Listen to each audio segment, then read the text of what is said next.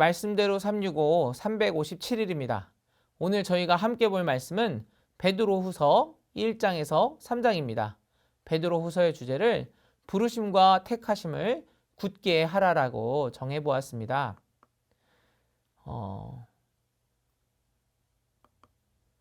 1장에서 베드로는 믿음의 덕을, 덕의 지식을, 지식의 절제를, 절제의 인내를, 인내의 경건을, 경건의 형제 우애를, 형제 우애의 사랑을 더해서 그리스도 안에서 성장하라라고 말씀하고 있습니다.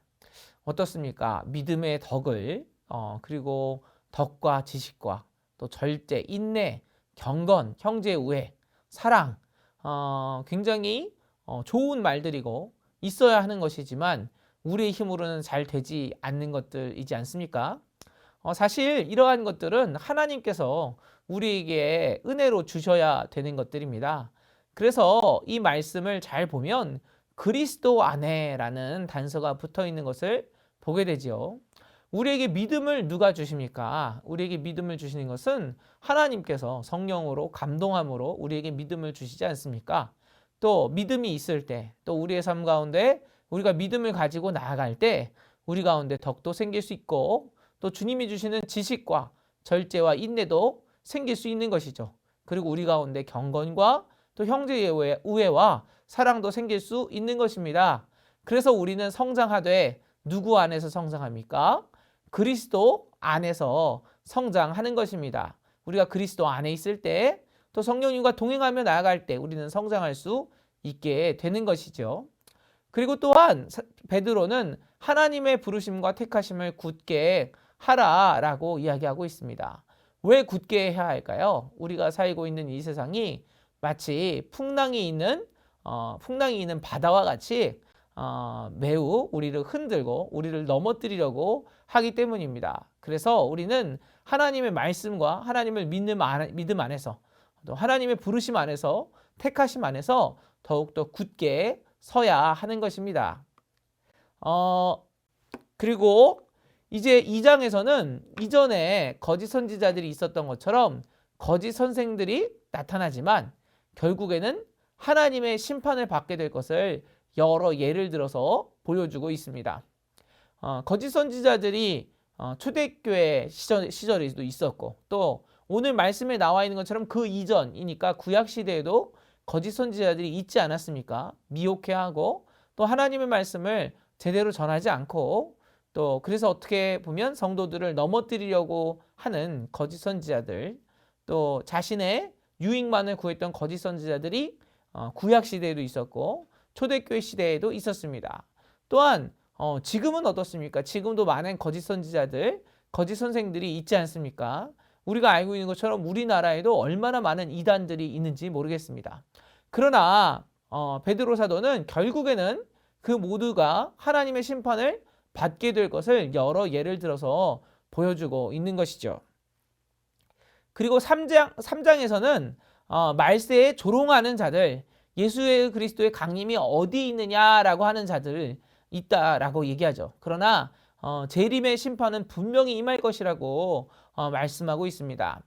우리의 삶 가운데 물론 이 시대 가운데 이 시대에 일어나는 많은 재난들 또 질병들 이 모든 것들 가운데 이것들은 어떻게 보면 인간의 책임이고 또 어떤 자연 현상처럼만 생각할 수도 있을 것입니다.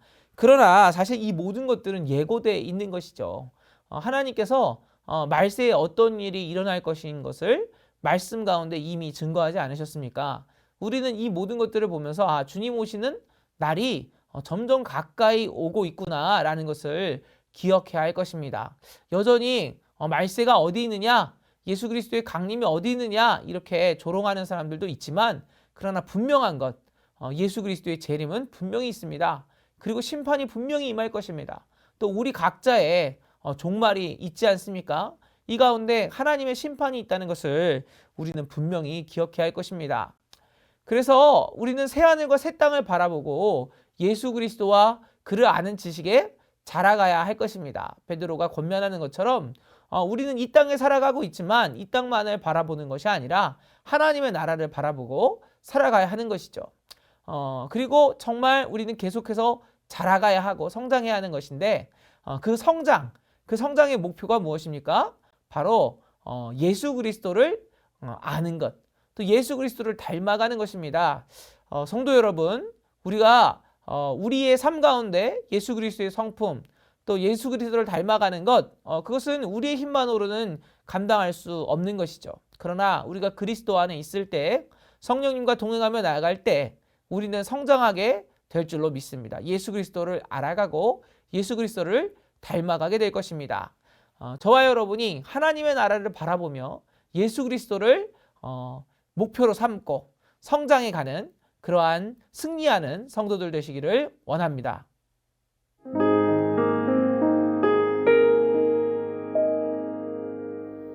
11월 23일 목요일이 되었습니다.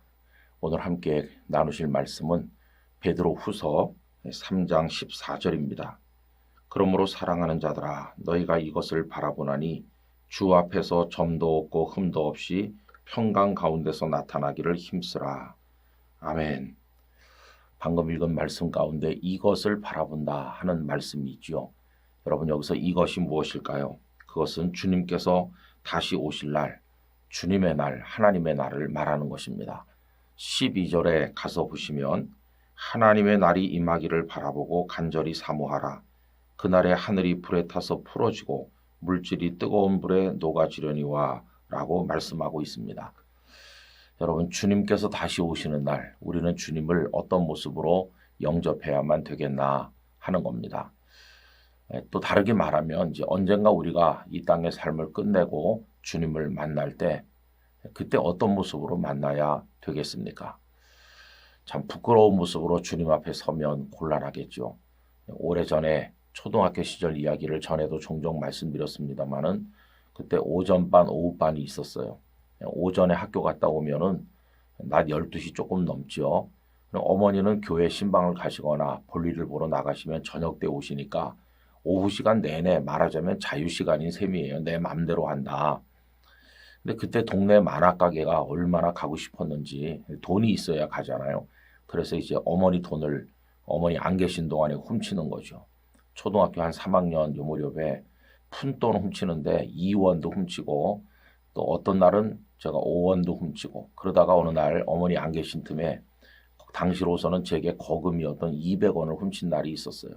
어머니께서 그 동전을 어디다 두는지 알거든요. 그래가지고는 이제 만화가게도 가서 놀고 그랬는데 저녁 때 어머니 올 때까지 실컷 놀 거다 이렇게 생각했어요.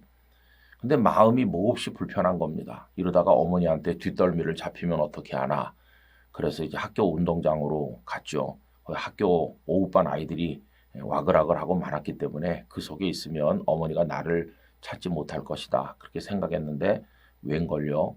어머니는 생각보다 일찍 오셨고, 그리고 그 많은 학생 중에서도 저를 찾아내셔서 집으로 데리고 가셨죠.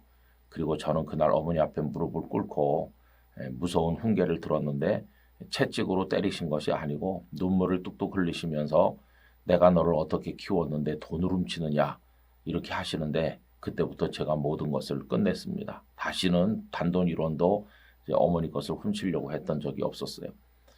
여러분, 어머니를 만날 때 뭔가 두려운 게 있는 거예요. 잘못한 게 있으니까. 그래서 어머니를 피하게 되고 어머니가 좀 늦게 왔으면 좋겠다 이러는 거죠. 여러분, 우리가 예수님을 만나는 것도 그렇습니다. 우리 오실 주님 앞에 부끄러운 일이 많으면 주님을 피하게 되겠죠. 주님이 안 오셨으면 좋겠다. 늦게 오셨으면 좋겠다. 이럴 거 아니겠어요? 근데 오늘 읽은 본문은 주님이 나타나실 그날을 우리가 기다리는데, 그날 우리가 하나님 앞에, 주님 앞에 아무 흠이 없어야 된다는 걸 말씀하고 있는 것이죠. 오늘 본문을 현대인의 성경으로 다시 읽어보면 이렇습니다. 그러므로 사랑하는 여러분, 여러분은 그날을 기다리며 하나님 앞에서 흠 없는 깨끗한 생활을 하여 평안한 마음으로 그분을 뵙도록 노력하십시오. 여러분, 잘못한 게 하나도 없으면 오히려 훌륭한 성적표를 받아가지고 온 날이라면 어머니가 빨리 오시기를 기쁨으로 기다리지 않겠어요? 여러분, 주님과 우리 사이에 그런 게 있어야 됩니다. 기쁨으로 기다리는 마음이 있어야 되죠. 근데 반대로 우리가 죄 가운데 살고 흠도 티도 많고 점도 많다면 주님이 안 오셨으면 좋겠어? 늦게 오셨으면 좋겠어? 나 주님 앞에 서는 게 두려워? 평강한 마음이 주님과의 관계에서 다 파괴되는 거 아니겠어요? 그러므로 오늘 하루도 우리의 양심을 더럽히지 말고 하나님의 말씀의 인도를 따라서 깨끗하게 살아가는 영락교회 성도들, 또 이 영상을 함께 하시는 많은 분들이 되시기를 바랍니다. 그래야 주님 만나는 그날이 기쁨의 날이 될 줄로 믿습니다. 거룩하신 아버지 하나님, 저희로 하여금 흠도 없이 점도 없이 티도 없이 깨끗하고 온전한 모습으로 우리 주님 배울 수 있도록 오늘도 경건한 마음으로 하루를 살아가도록 인도해 주시옵소서. 예수님의 이름으로 기도드리옵나이다. 아멘.